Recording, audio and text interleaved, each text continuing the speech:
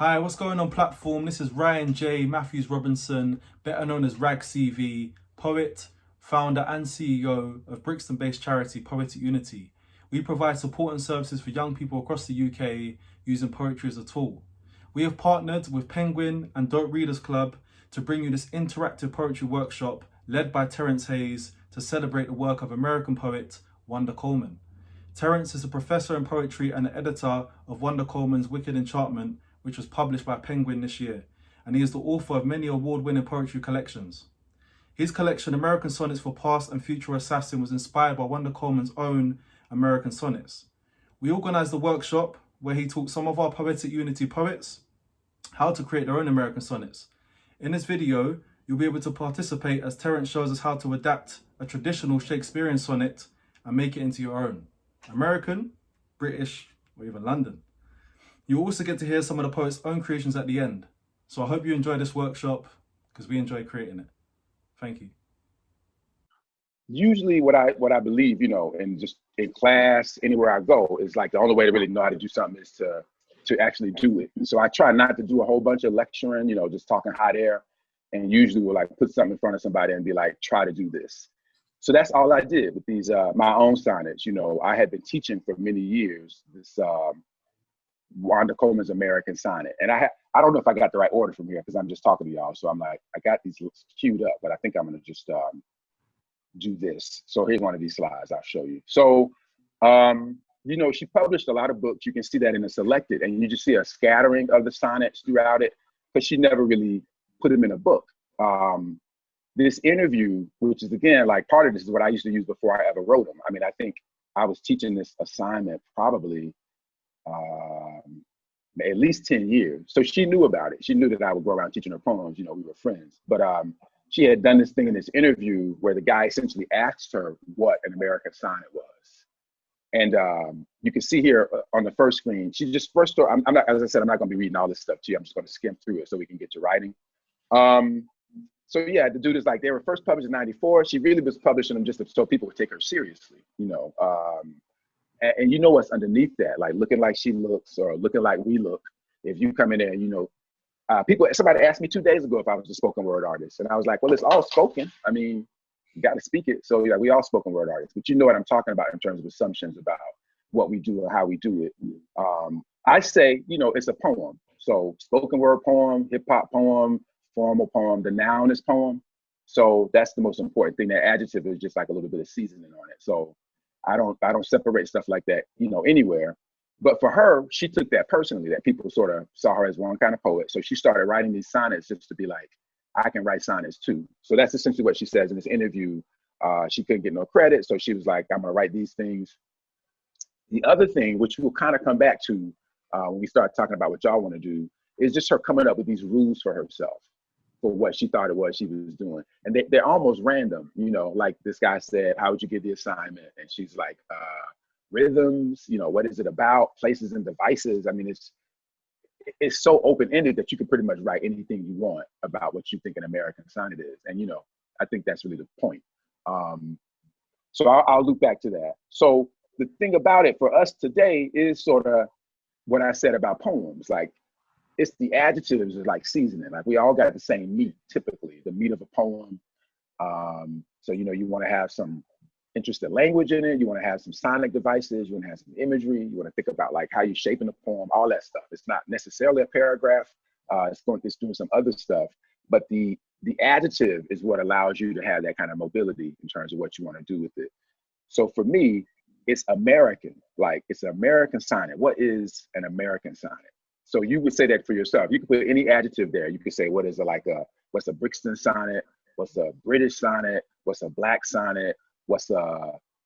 Any adjective you can think of. Once you put that adjective in front of the sonnet, then you're going to start shaping it the way you think, those two things bridge up.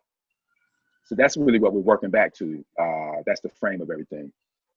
So what we're going to do, on our way to that, just really listening to some stuff. If y'all want to throw some, comments in, that's fine too. I'm just going to zip through this just to give you, again, examples of what I mean by taking that adjective and just doing something with it to make it your own, essentially make the noun, the poem, your own. So think about that as we go through it.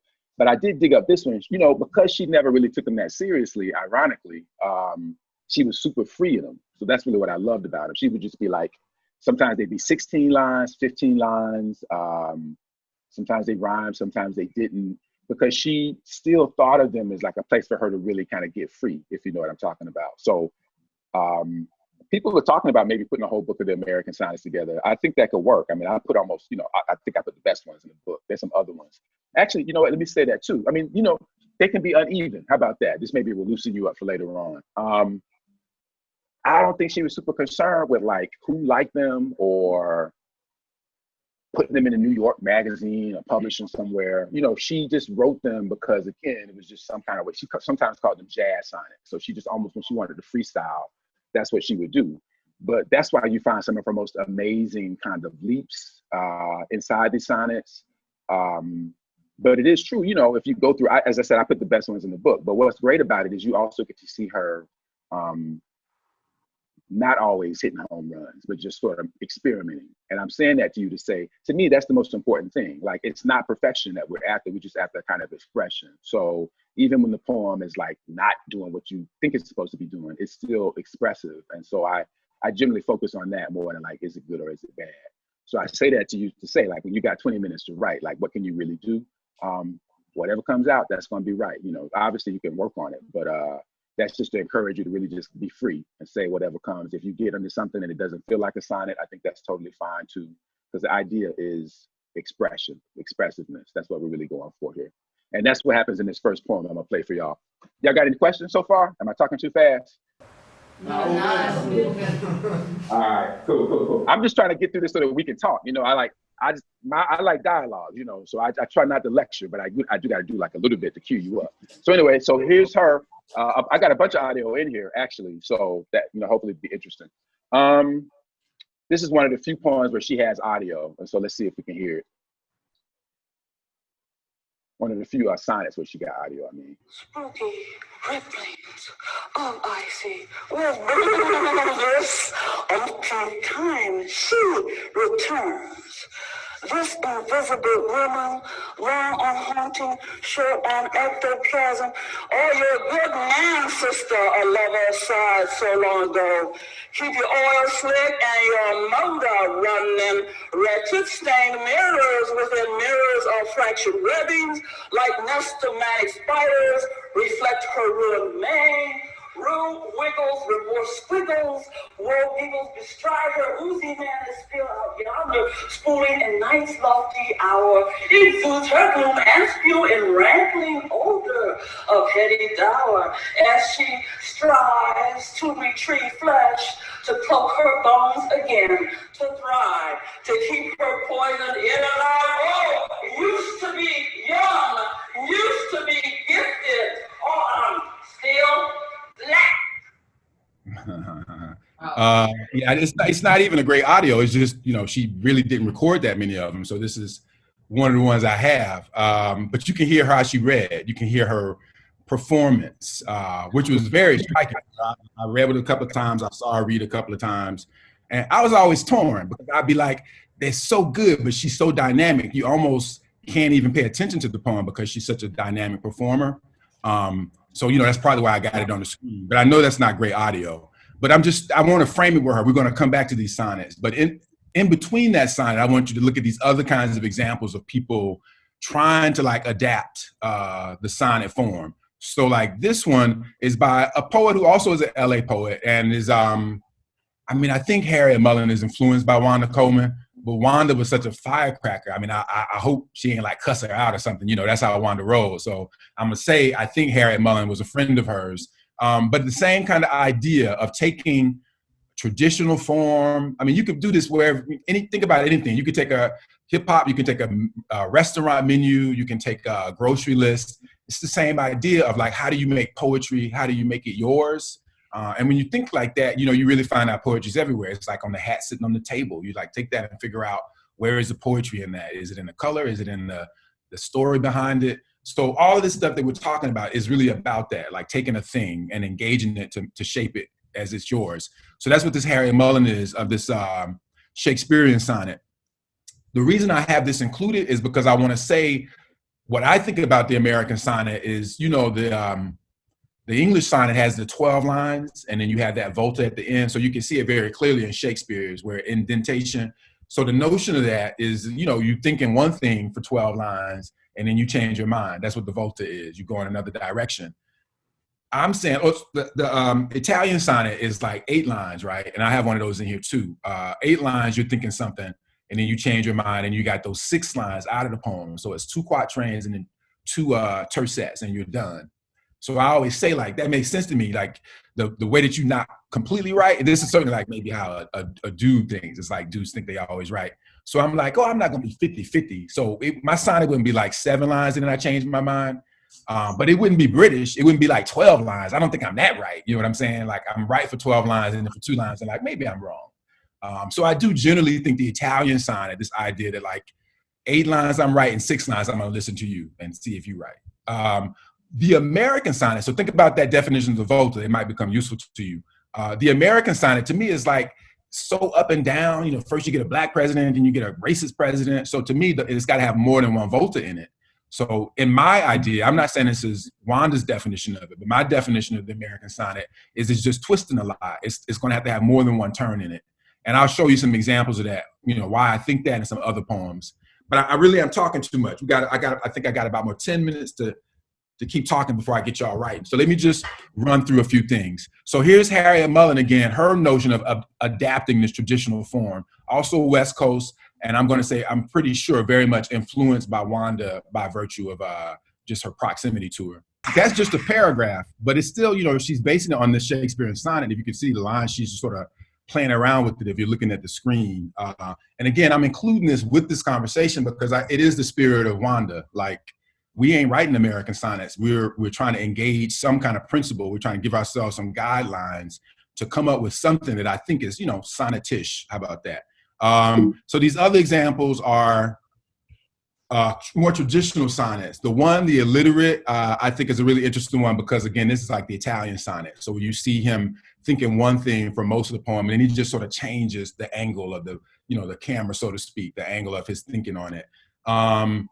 And the next one is a fairly well-known poem over on this side, Those Winter Sundays by Robert Hayden. So in this poem, it's good for many, many reasons. But at some point, thinking about the volta thing, I got that idea because I looked at this poem, you know, years ago, and I was like, it's more than one turn in it. Like there's the temperature turn. So you do those first 5 lines, no one ever thanked him. I would wake, and then the rooms were warm. So that's, to me, that's a shift. It starts out being very cold. That's like a volta. You know, so I'm trying to give you a definition of like how many different ways you could think about the turn inside the poem. So when the temperature changes to the rooms getting warm, I think that's a volta. And of course, at the end, what did I know? What did I know? Is also a kind of volta in a more traditional place. But I find that interesting that he's like, you know, the temperature is changing the angle on that poem. And then let's see this William Meredith one. I think this is so great because just think about that first line. Like the whole poem is hanging on this one thing, which is like touching your goodness. And then the rest of it is just sort of like a metaphor. But it is, again, you know, more like an Italian sonnet. Okay, so look, what I'm going to do now is just read you. I think I'm just going to read you one of these. This is, and then I'm going to read you one of hers and we'll start. This American sonnet for Wanda C. is really the first one I wrote. And I wrote it for her. At the time, you know, it probably was, she passed in 2013. So I think I probably wrote this thing in 2012 or something. And it was just a joke. You know, I wrote it, well, not a joke, but like a celebration of her, an ode to her. So I only sent it to her. And then that was it. And I was like, you know, I've been teaching these American sonnets. I thought about, you know, what it is. And this is one I wrote for you. I sent it to her and that was it. And then when she passed, I put it in this book, How to Be Drawn, which is actually for me, a book about longer poems. Like all the poems in that book are trying to do something about like drawing out language, illustrating language. So the shortest poem in there is this one. And after I wrote that book, I was like, I think I should try some shorter poems now. I didn't know what it was going to be. It was 2015, so Trump wasn't in office yet. But when he got into office, I thought about everything I'm saying to y'all. Like, how do you engage something that's trying to lock you down? How do you get free inside of that thing? How do you have passion? How do you allow yourself to be a little bit sloppy through it, but also thoughtful? So this was the first one I wrote. And what I was trying to do here is actually like just braid a volta into it. So you can see like the end rhymes are kind of braided together, if that makes any sense. Clamp, claims, calm, calamity, claiming. So it's not the 4-4-3-3. It's not couplets or anything like that. But again, trying to like just do that to have a little fun and capture her spirit. And it just turned out later on that the American Sonnets extended that. So I think I'm just going to read you this one. And I'm going to read you one of hers. And then, we can talk and y'all can write. Okay. American Sonnet for Wanda C.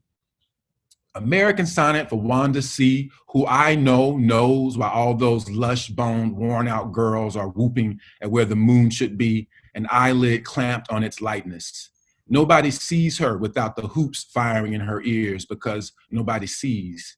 Tattooed across her chest, she claims, is "bring me to where my blood runs." And I want that to be here, where I am her sun, pent in blackness and turning the night's calm loose and letting the blood fire through me.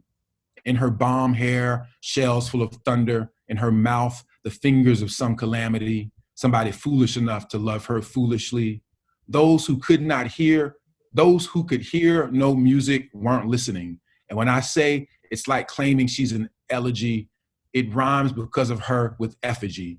Because of her, if there is no smoke, there is no party.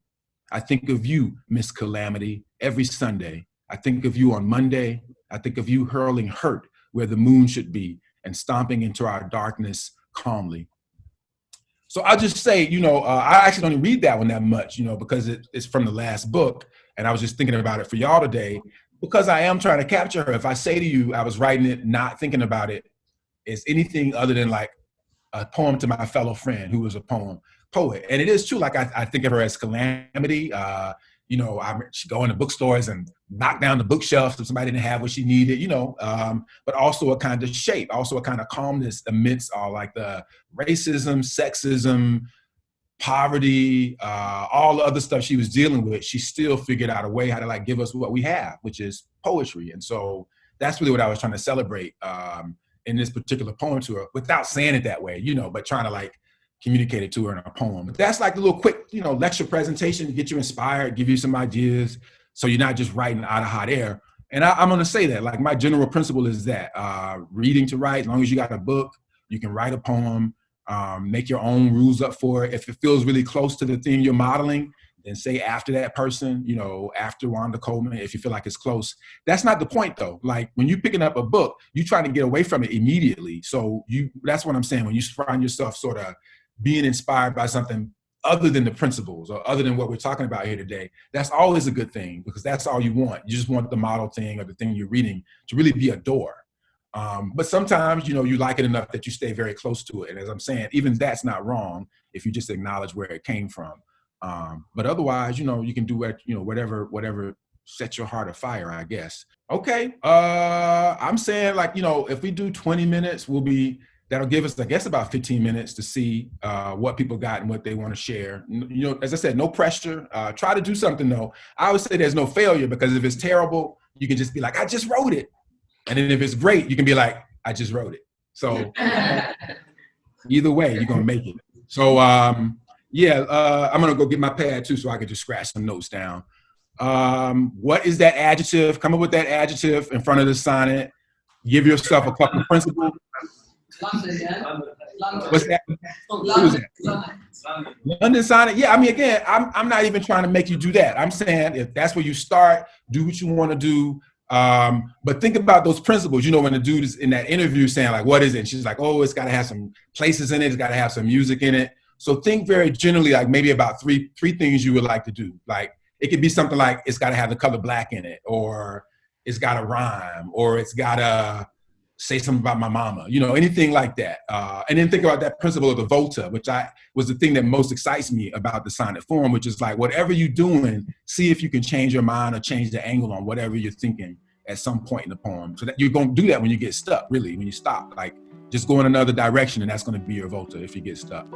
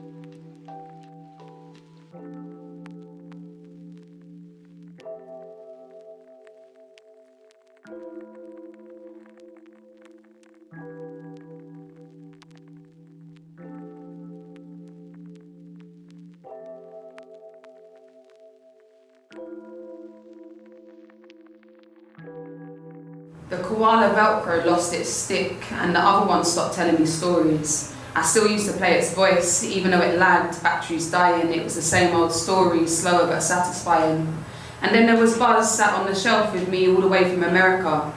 Green plastic isn't cuddly, but Velcro losing its stick meant GA could no longer hug me, and that was worse.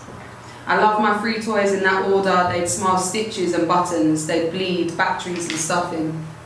GA stood for Guardian Angel. Story Bear gave me happy endings, and Buzz taught me to fall in style. She gave GA to me as her father gave. She gave GA to me as her father gave to her, and I wonder if they were both shifting the responsibility. I left GA in a petrol station, and I felt lost ever since. Thank you. Did you say they bleed batteries and stuffing? Yes. Bleed batteries and stuffing. That's dope. That's Thank very you. dope. Thank you. Yeah. Also, green plastic is not I'm not cut. looking at anybody if I'm not here. Green plastic is not cuddly. That's great. And of course, bleeding batteries and stuffing. That's hot. Thank you. Thank you. Who wants to go next? Let's have it. I'll go get out of the way. Mine's really short. Jayda, right? This is Jayda? Yeah, mine's really Okay, short. cool. Before I reach my death, false coroners of society cut me open and rummage through what is inside of me. I have learnt to disguise my organs as poisons. You may not take my beating heart without advancing to your own death. I exhale, inhale my final breaths whilst I'm still alive. I am witness to my existence. I breathe backwards whilst you are fighting for a life that I've already mastered. I patiently wait for death, again. Not because I'm fighting survival, just because the void between a first breath and a death that belongs to me and not you is where I feel most alive. Woo! A death that belongs to me and not you. That sounds fancy. That's the, and breathe backwards. That's hot too. Like just to think about what that means to breathe backwards. Come on, man. That's some good shit right there. Thank you. Thank you, Jayda. That's hot. Y'all good. Y'all talented. What you been doing, Q? How you getting these kids so good? That's Ryan, you know. Ryan is Yeah, Ryan, you need to come in. Ryan's the one, though. Ryan's the guy. I mean, at least take 20 minutes. Okay, Ley. feel like I need to move the chair far back so you can get my whole body.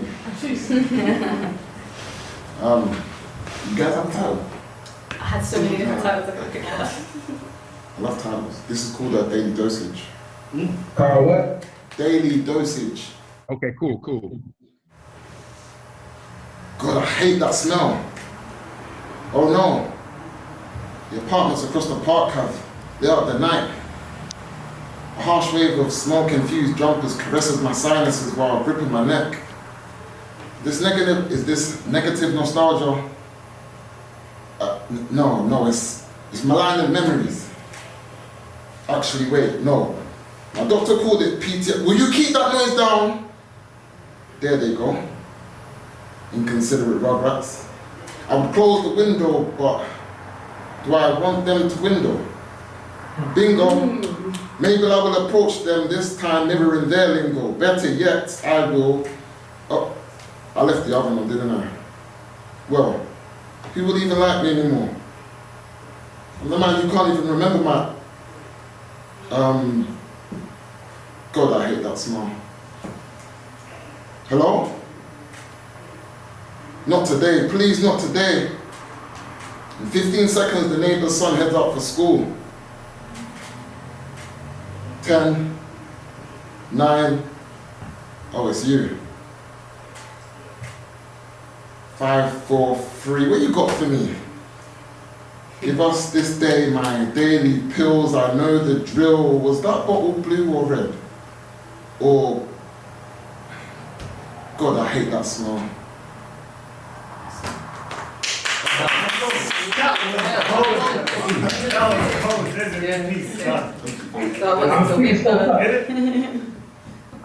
Now, what was the line about if I close the window, will they dwindle? Yeah. If I close the window. I would close the window. Do I want them to window? Yeah. That's dope. Do you know you follow like Linton Kwesi Johnson? You must know who that is. Poet Linton Kwesi I don't, but I will now. Yeah. He's over there. He's out that way. He's in the UK. But yeah, something in that rhythm reminds me of it. Man, you should be looking at like theater. Like the performance of that too is also great. The way you read it. Yeah, Linton Kwesi Johnson. I'm gonna have to. I'll send it to Anya. But these are. And I was thinking about Neruda too. Neruda has this poem where he's like, "I will now count to 12." When you're doing the count at the back of that, that's really cool too. I feel so uncultured. Pablo Neruda, Neruda. You gotta know. Mine is, in comparison to everyone else, mine is really short. You need to stop that, bro. That's all right. We don't need no disclaimer. You got this. It's called Broken Sonnets. Peace, shattered by the sound of losing my mind, deep, overflowing colors left behind by forgotten memories. Imagine feeling again, like for the first time, how every little thing felt like new. You are, because you said so. What? More questions for you to believe. Forget it. Extraterrestrial, ex-girlfriends, ex-con, ex-men, Martians and Venusians convinced that they are fragile meat and bone, torn apart by delusions of each other, catalyst to cataclysm, patriarch to patriotism, handouts fractured and scattered by songs, each lullaby more cordial than the last. Imagine not feeling at all. Would you ever know what it's like to have chaos in the beauty of a broken heart? Oh, for sure. Yeah. Very, very touching too. Can I say though, you know when it's hot because you hear people in the room. We all know when hot stuff comes up. So like when you're doing the cataclysm part of that, if you're trying to make it longer, all you're trying to do is to get more of that kind of stuff. Like whatever that energy is when people respond to it, that's where you start. I was also thinking if you're trying to make it longer, was that shattered by the sound of losing my mind? That's the first line, right? That's a hot first line. Like, use it again, like make it the refrain. If you want to make it, it doesn't need to be longer. It feels very finished. But if that's your issue with it, just take that line again, start over and just go somewhere else, but just have that be the same opening and it'll become like a song. That's dope though. Yeah, I don't think that's too short. That's good. Thank you. Thanks. Y'all good. Aicha. Yeah. I don't have a title for mine. I'm bad with titles, but yeah. Brown, clammy hands clasping digital screens in bed, head filling with questions asked from the past and the future of deities and ghosts. Flesh is pierced and let me start again. Okay. Brown, clammy hands clasping digital screens in bed, head filled with questions asked from the past and the future of deities and ghosts. The present wrapped in barbed wires for its host. Flesh is pierced and droplets of blood fill the void society nuked into us. Rise and stretch from the bus to the office, sleep still in the eyes, fist held unconsciously. A snapshot of the ideal image we'd like to portray, posted onto a page as if it comes close to the truth. Loosen the knot in your throat with a song, singing stories we all know too well. Purple hues on the skin from forcing ourselves to fit in. Consume all with no questions asked. Communicate all with no truth told. That's it. Purple hues. So lyrical. That thing about loosen the knot. What is it? Loosen the knot in your throat until there's something. That's very lyric, right? That's good. The knot in your throat. There was a few other things in there that I thought were super hot too. Yeah, y'all are good. I always say, don't fuck it up now, because you wrote it in 20 minutes. You be thinking it's terrible. It's really not. There's something very honest about like having to do it. So definitely type them up. I think, you want to type it up just so other people can read it. But trust what you got, though, is what I would say. Like everybody's like had a little bit of a disclaimer, like no titles or it's too short. I thought it was all good. I mean, you can go as long as you want with the poem. So it's not a question of because it's good, do you stop? But I'm saying, even if you don't think it's good, don't throw it away. Don't toss it, whatever you think about what you came up with here today. And I'm just giving you strategies. That whole reading to write thing is just sort of like anywhere you find a poem, you'll be able to find your own kind of beginning for something.